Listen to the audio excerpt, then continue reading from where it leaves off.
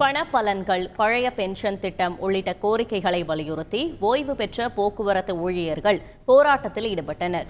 சென்னை பல்லவன் இல்லம் முன்பு அரசு போக்குவரத்து கழக ஓய்வு பெற்றோர் நலச்சங்கம் சார்பில் 500க்கும் மேற்பட்டோர் சாலை மறியலில் ஈடுபட்டனர்.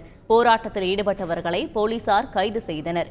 திருச்சி மாவட்ட ஆட்சியர் அலுவலகம் எதிரே உள்ள மண்டல அலுவலகம் முன்பு மறியல் போராட்டம் நடைபெற்றது.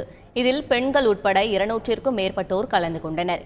மதுரையில் மண்டல தலைமை அலுவலகம் முன்பு தமிழ்நாடு அரசு போக்குவரத்து கழக ஓய்வு பெற்றோர் நல அமைப்பு சார்பில் 500க்கும் மேற்பட்டோர் சாலை மறியலில் ஈடுபட்டனர்.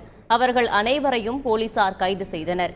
கோவை மண்டலத்தைச் சேர்ந்த ஓய்வு பெற்ற போக்குவரத்து கழக தொழிலாளர்கள் மேட்டுப்பாளையம் சாலையில் ஆர்ப்பாட்டத்தில் ஈடுபட்டனர்.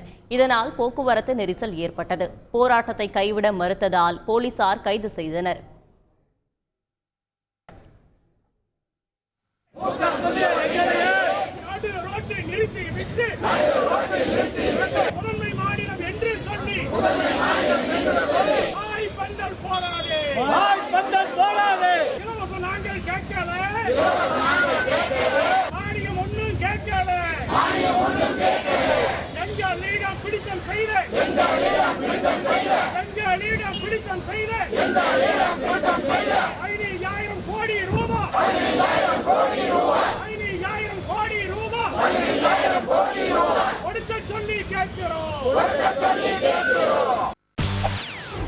செய்திகளை உடனுக்குடன் தெரிந்து கொள்ள உடனே சப்ஸ்கிரைப் பண்ணுங்க.